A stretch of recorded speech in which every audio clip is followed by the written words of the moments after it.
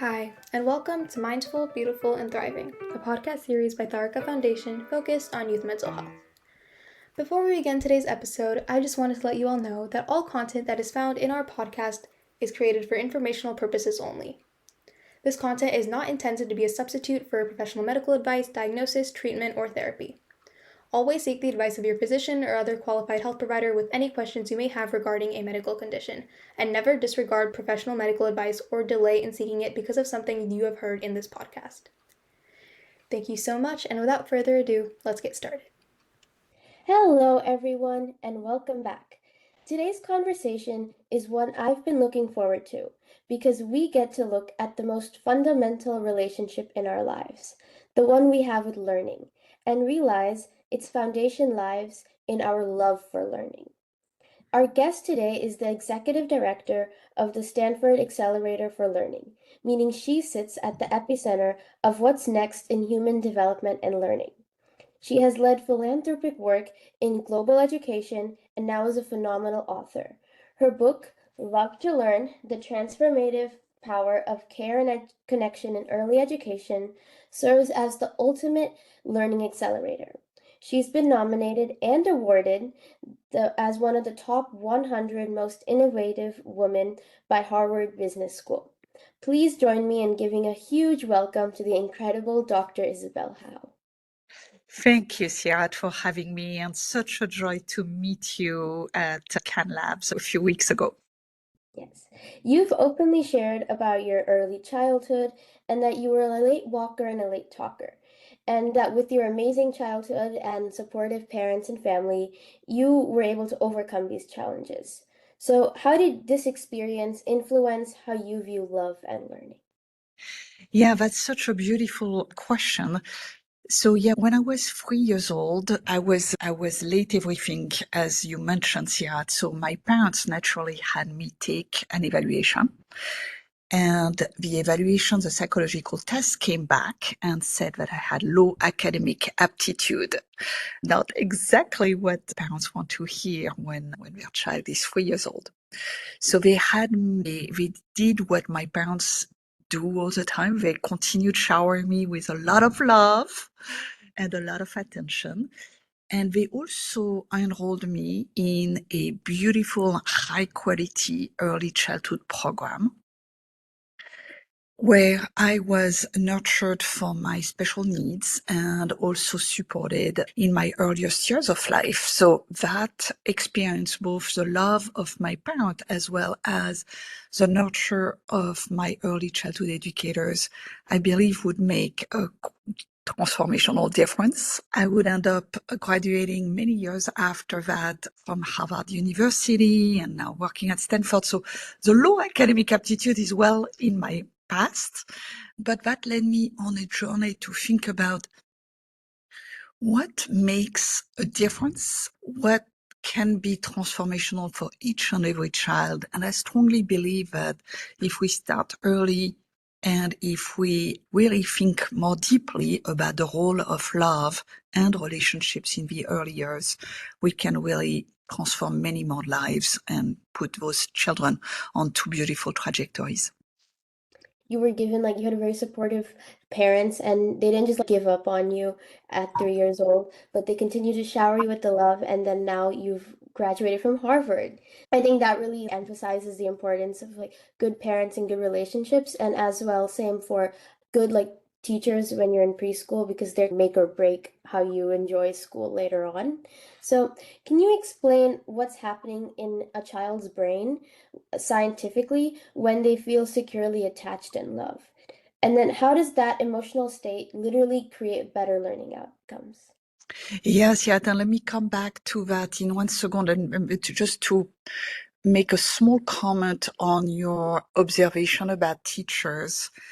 Teachers, so it's not only my very own experience, but it's been now over and over again by many researchers that a teacher-child relationship is one of the greatest predictors of later academic success and life success.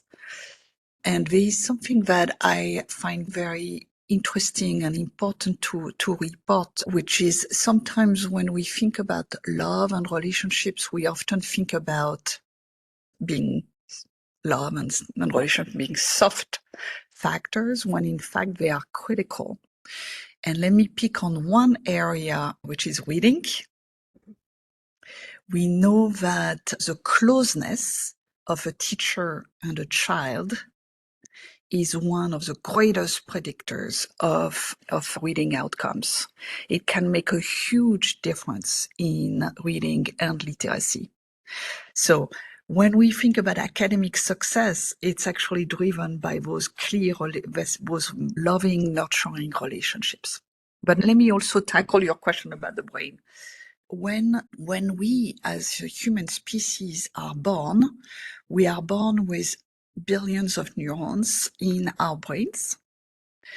But different from a lot of other animal species, those neurons need to be connected with each other to help us walk, to help us speak, to help us feed ourselves over time. All these normal functions and many more. The connection between those neurons happens through one essential factor, which is human interactions.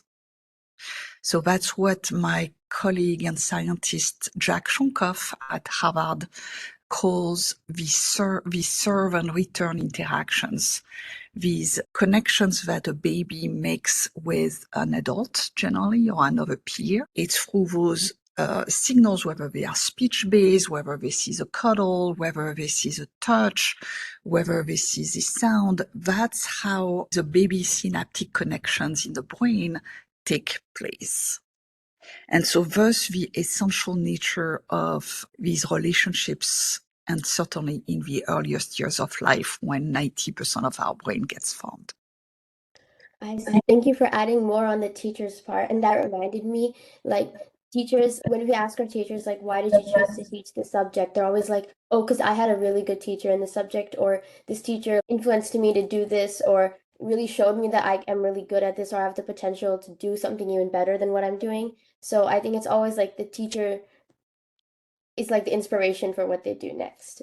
And then for the like how the brain works when you're doing or like when you have good relationships, you mentioned that when like, the neurons in your brain are what allow you to like function as a human, and when you have good strong relationships, the neurons are also stronger.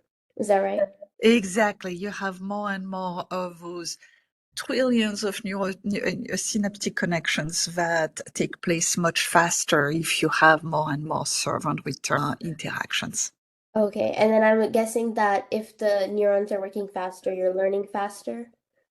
Exactly. So the more synaptic connections are taking place, the greater brain activity there is, and obviously the greater sense of learning, the greater learning can occur.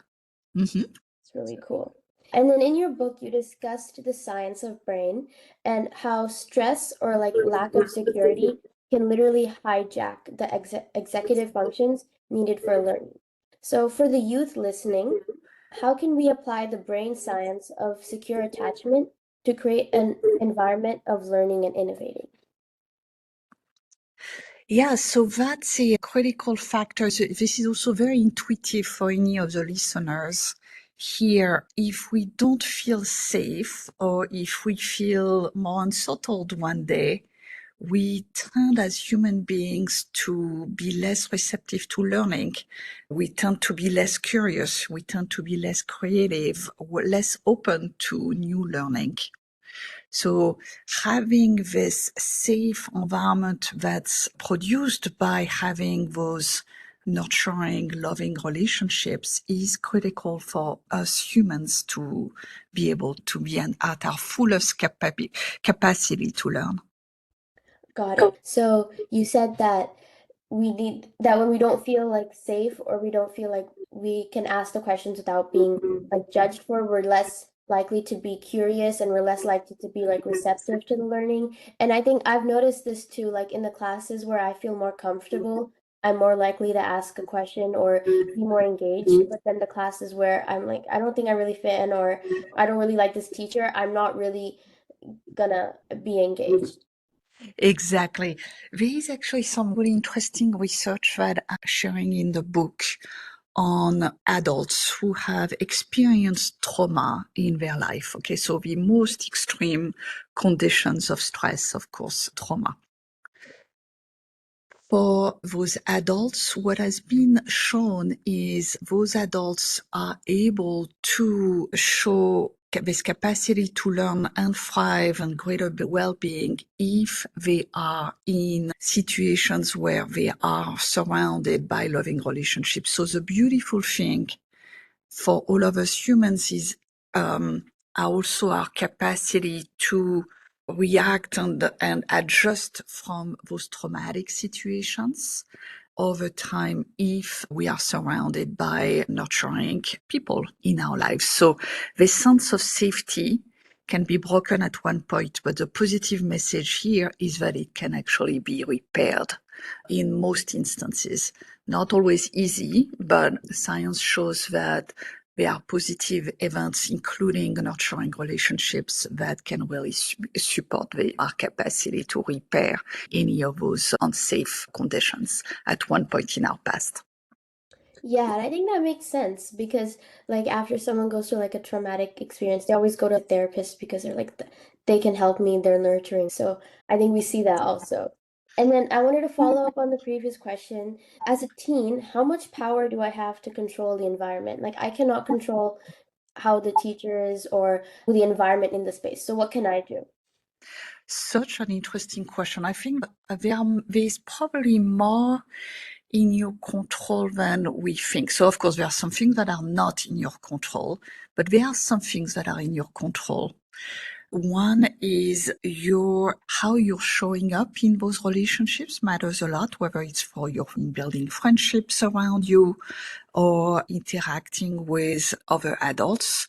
It could be a teacher, it could be a family member, it could be a coach. The more open you are in those relationships, the more likely the other person will also be reactive to that positivity that you exhibit. Anything that you can do to be positively inclined, always just if you show up grumpy and the adult may be able to be receptive to that, a little bit tougher if you're showing up with a big smile and the willingness to engage, much easier for the adult or the friend to positively, be receptive.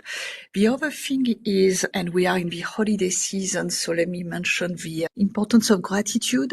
Being grateful is actually something that not only obviously benefits the other, but also benefits yourself. Giving a little gift or coming with and again, it could be not monetary necessarily, but a little gift of time, a little gift of a smile, a little gift of a compliment. All of those make a huge difference for the recipient, and those are in your control. Yeah, I think they say what you celebrate gets repeated. So I think that's why gratitude's important. And then for your other point, I agree with you. If you can't control the environment or how the other person is, you can at least like control how you show up. So instead of being all closed and I don't want to talk, at least like having a smile and being willing to at least try to talk, be Exactly, engaged. exactly. And Seerat, you're modeling this. So. Yeah, I think you are. So, whenever we hear like the word love and care, I think we automatically think of being nice for the sake of it or like toxic positivity. So, how do you define love and care, especially in a like learning environment?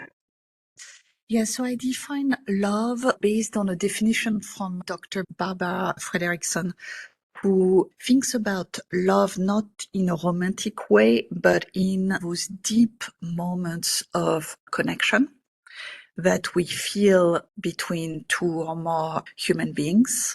So those could be micro moments when you feel the strong moment of connection between two humans, whether it's think about a hug, this moment when you're hugging someone and you feel that a deep moment of something happening in you as a reaction. That may last just a micro moment, but I really appreciate that definition from Barbara Fredrickson on what love is. because that's how relationships get build up over time. It's this accumulation and sum up of those micro moments. Yeah. So it's like a deep feeling of connection, like when I think you mentioned like when you're hugging someone or when you really feel like you connect or you relate. I think those moments. And I like that. I think it's much more different than like being nice for the sake of it or toxic positivity. Because and then it's just like a surface level like kindness. Oh, okay, you just opened or you just said something. Like we can tell it's not true. That's right. That's right. Yeah, if the person doesn't feel the authenticity, then it doesn't work. So being authentic, it could be very positive, but the authenticity that's behind this positivity is critical, obviously, for relationships to materialize and happen. Yeah, I think that's a good point, having like authentic relationships and authentic like acts of kindness. And I think this helps us like shift from thinking or seeing love as like a passive emotion to like, as we mentioned, like deep connection. So in the context of learning, you also describe it as an active strategy. So for a parent, an educator, or even like me or as a youth, what is one concrete action we can take this week to practice relational literacy? Yeah, so one or two things. Let me start with one, which is very easy, is the time. We live in societies where we are rushing from one thing to another, so from one class to another, from one activity to another, and especially if you as teenagers, it just feels like you are always so incredibly busy in our societies. So being present for a friend, being present for a parent.